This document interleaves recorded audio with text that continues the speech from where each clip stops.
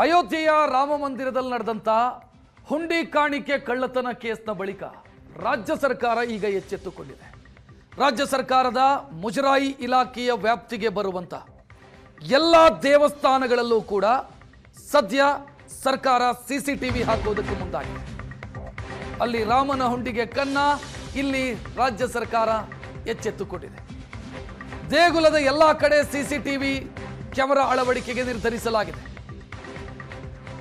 ರಾಜ್ಯದಲ್ಲಿ ಮುನ್ನೆಚ್ಚರಿಕಾ ಕ್ರಮವನ್ನು ಸರ್ಕಾರ ತೆಗೆದುಕೊಂಡಿದೆ. ಮುಜರಾಯಿ ಇಲಾಖೆಗೆ ಸೇರಿದಂತ ಸುಮಾರು 33,000 ದೇವಸ್ಥಾನಗಳಿದ್ದಾವೆ. 33,000ಕ್ಕೂ ಅಧಿಕ ದೇವಸ್ಥಾನಗಳಿದ್ದಾವೆ. ಅದರಲ್ಲಿ ಎ, ಬಿ ಮತ್ತು ಸಿ ಎನ್ನುವಂಥ ಕೆಟಗರಿ ಇದೆ.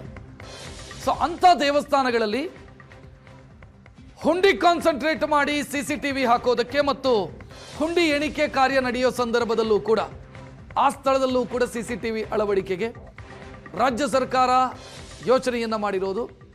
ಮುಖ್ಯಮಂತ್ರಿ ಇದರ ಬಗ್ಗೆ ಮಾತನಾಡಿದ್ದಾರೆಯೂ ಕೂಡ. ರಾಜ್ಯದ ಆಲ್ಮೋಸ್ಟ್ ಎಲ್ಲ ದೇವಸ್ಥಾನಗಳಲ್ಲಿ ಮುನ್ನೆಚ್ಚರಿಕಾ ಕ್ರಮವನ್ನು ತೆಗೆದುಕೊಳ್ಳುವುದಕ್ಕೆ ಸರ್ಕಾರ ಮುಂದಾಗಿದೆ.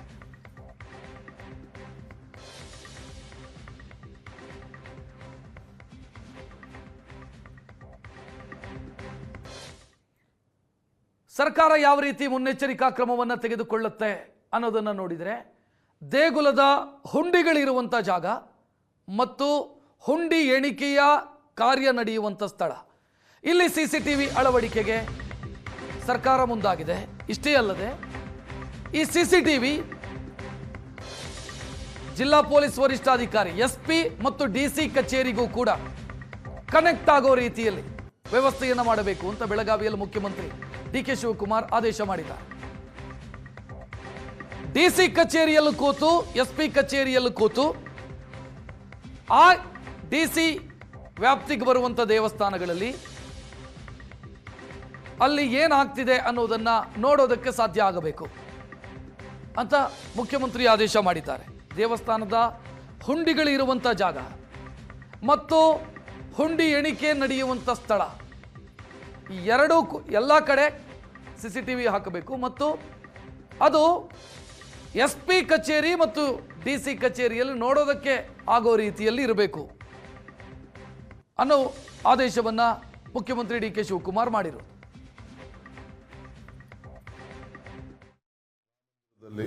ಯಾವ ರೀತಿ ದೊಡ್ಡ ನಮಗೆಲ್ಲ ಅಗೌರವ ಬಂದಿದೆ. ನೀವೆಲ್ಲ ಬಹಳ ಭಕ್ತಿಯಿಂದ ಇಟ್ಟಿಗೆ ಕೊಟ್ಟಿದ್ದೀರಿ, ಹಣ ಕೊಟ್ಟಿದ್ದೀರಿ, ಚಿನ್ನ ಕೊಟ್ಟಿದ್ದೀರಿ, ಬೆಳ್ಳಿ ಕೊಟ್ಟಿದ್ದೀರಿ, ದುಡ್ಡು ಹಾಕಿದ್ದೀರಿ, ಎಲ್ಲ ಹೋಗಿ ಹಾಕಿದ್ದೀರಿ. ಇದೊಂದು ದೊಡ್ಡ ಕಳ್ತನದ ಒಂದು ದೊಡ್ಡಾಗಿ ನಮಗೆಲ್ಲ ಮಾನಸಿಕವಾಗಿ ದೊಡ್ಡ ಅವಮಾನ ಆಗಿದೆ. ಧರ್ಮದ ಹೆಸರಿನಲ್ಲಿ ನಾವು ಎಲ್ಲ ಈ ರೀತಿ ಮಾಡಿ ಈ ರೀತಿ ತೊಂದರೆ ಆಗಿರೋದು ನಮಗೆಲ್ಲ ಗೊತ್ತಿದೆ. ಮುನ್ನೆಚ್ಚರಿಕೆಯಾಗಿ ಇಡೀ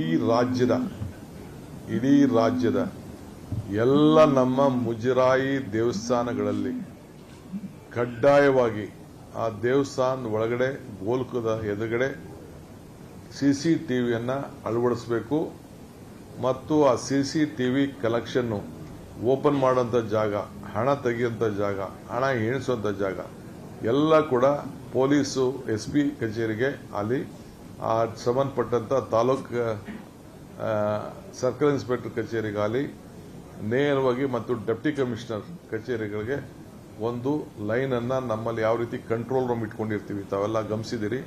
ಟ್ರಾಫಿಕ್ ವಿಚಾರದಲ್ಲಿ ಒಂದು ಕಂಟ್ರೋಲ್ ರೂಮ್ ಡ್ಯಾಶ್ ಬೋರ್ಡ್ ಹಾಕಿರ್ತೀವಲ್ಲ, ಆ ರೀತಿ ನೀವೆಲ್ಲ ಮಾಹಿತಿಯನ್ನ ನಮ್ಮ ಸರ್ಕಾರದ ಯಾವ್ದಾವ್ದು ದೇವಸ್ಥಾನಗಳು ಮುಜರಾಯಿ ಇಲಾಖೆ ಇದೆ, ಎಲ್ಲೇ ಮುಜರಾಯಿ ದೇವಸ್ಥಾನ ಇಲಾಖೆ ಇಲ್ಲದೆ ದೊಡ್ಡ ದೇವಸ್ಥಾನ ಅಲ್ಲಿ ಕಂಪಲ್ಸರಿ ಒಂದು CCTV ಕ್ಯಾಮ್ರಾವನ್ನು ಇಡಬೇಕು. ಪ್ರತಿಯೊಂದು ಹಣ ಕಲೆಕ್ಟ್ ಮಾಡುವಾಗ, ಕೂಡಿಸುವಾಗ, ಬೀಗ ತೆಗೆಯುವಾಗ, ಬೀಗ ಮುಚ್ಚುವಾಗ ಯಾವಾಗಲೂ ಕೂಡ 24/7 ಆ ಕ್ಯಾಮ್ರಾ ಆನ್ ಆಗಿರಬೇಕು. ಅದಕ್ಕೆ ಸೂಕ್ತವಾದಂಥ ವ್ಯವಸ್ಥೆಯನ್ನು ಮಾಡಬೇಕು ಅಂತೇಳಿ ಅವರಿಗೆ ಮಾರ್ಗದರ್ಶನವನ್ನು ಕೊಟ್ಟಿದ್ದೇನೆ.